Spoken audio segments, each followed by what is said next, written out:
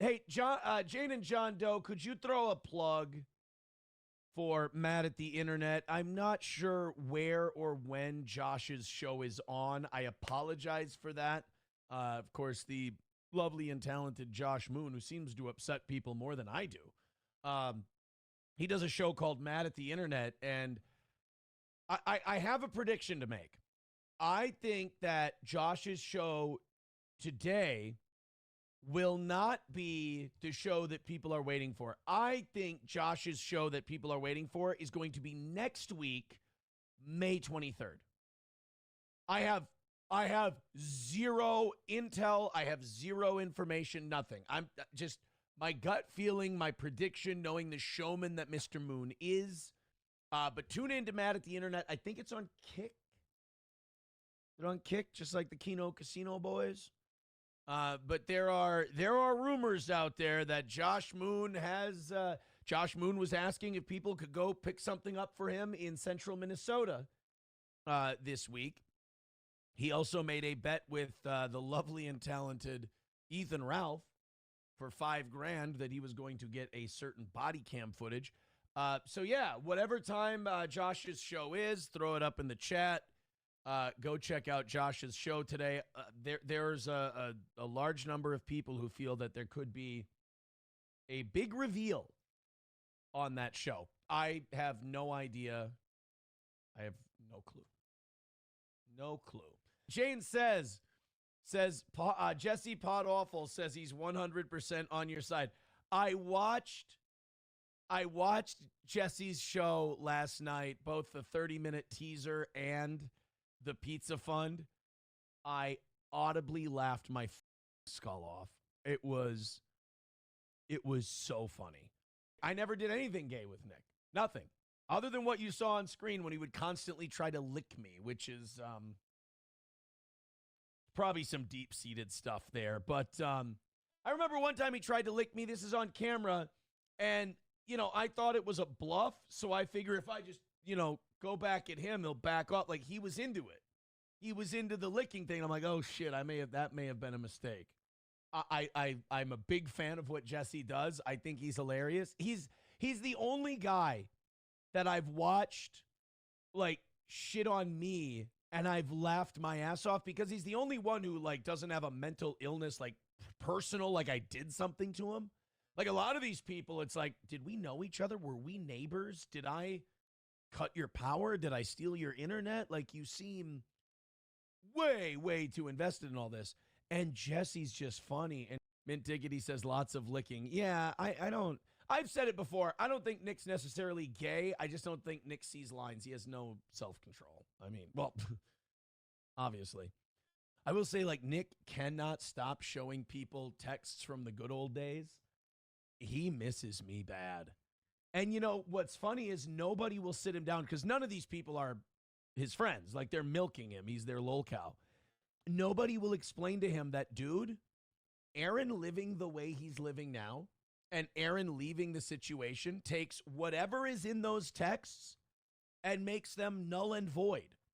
Whatever he felt at the time he was making those texts, he did not feel that way at the end. There's one that he put out there that said, I told April, I go, hey, I'll be back in a little bit and we'll go look at that house. Snow was still on the ground. It was like February when Nick was trying to sell us the house. He's like, you can move into this house. This house is great. I didn't know he was in foreclosure. I mean, everything Nick does that seems friendly, rest assured there's another clandestine thing behind it. So with the house, he releases this text message. This was like February, maybe sooner. I know there was snow. I know we had to walk through the snow. And April and Nick was like, you guys could buy this. Oh, you could buy this. Oh, yeah, great house. Oh, good house. I didn't know that he couldn't pay his bills. I didn't know that he was in foreclosure. So this was kind of a weird strong arm kind of thing that I didn't know was happening. I smartened up eventually and I said, that, no. That was that night that he sent me that text message telling me to kill myself because I said I ain't coming back. I'm not staying here. Absolutely not. And then he got all mad. He's like, you lied to me. You yourself. And it's like, and I said, okay, addict. And then I blocked him. But he wants it to seem like, oh, I just tried to help so much. Nick's idea of helping is doing this. Nick's idea of helping is me going to him and having a man-to-man talk and going, too much cocaine going on here. It's an addiction. It's a problem. She's not cut out for that. You can do whatever you want. I don't give a shit about you. She's got to stop doing so much coke. And then she would get mad at me that I would confront her on the coke thing. She would go to, then he would say to me, he would go, oh, I'm helping you. Absolutely. I've got your back, brother. I've got your back. And then he would go to April and go, it's okay. The coke is fine. You know, he'd give her the old here to here speech. And I don't know why he's being so obsessive. I don't know why he's lording over you on this coke thing. Maybe it's like a controlling deal. Nick was the very classic one thing to you, another thing to someone else, pit two sides, like real sociopath shit on that. And then prostrate yourself as the good guy. He's very see-through if you're smart. Like, you see through it eventually, but if you're like, say, April or something, and you got an addictive personality and you don't catch on to shit, you're just a small town gal, you fall for that shit. And you get manipulated. But then again, she manipulated as well, so nobody's totally innocent, including myself. Shit Show with 199 says, Karmic is rocketing past your little crap show. I saw that. He was like at 80 or 90 the other day. He's moving up. Karmic's getting there. He'll be at, we're going to hit 750, 850 today. He's going to get there too. Also, I want to talk to the YouTube mods before we say bye to YouTube. You guys, we're done banning now. Like, you can stop banning. Unless they dox anyone, kids' names, or they spam the chat like obsessive, crazy stalker retards. Leave them alone.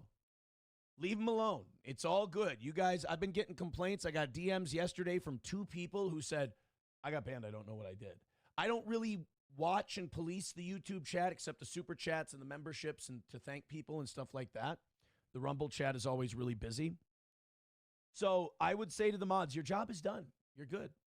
Let it go. I unbanned a bunch of people yesterday. I didn't jailbreak because the mods would get mad at me, all their hard work, blah, blah, blah, blah, blah. But I did check yesterday. There's been way too much banning going on. And maybe that's because I've been flippant and I've been saying, guys, go nuts, whatever. But just, take it. You guys can rest. You're good now. Take her easy. I think Shit Show is always fun. There's nothing about Shit Show I think that's damaging. If anything, you need to leave a few people out there because it shows you what the other side of Steel Toe is. And people can go, thank God I'm not them. So take it easy, guys. Take a rest. You've done a great job. You can take a nice little rest. Mint Diggity says the toe bump is real. Thanks, Toe. Yeah, Karmic went on the toe, and all of a sudden people started watching Karmic. I got to say, I really helped the boy out a lot, and I like him. I like Karmic. I think he's good. I think Karmic is funny. I think he just goes on these crazy rants, and he does not give a shit.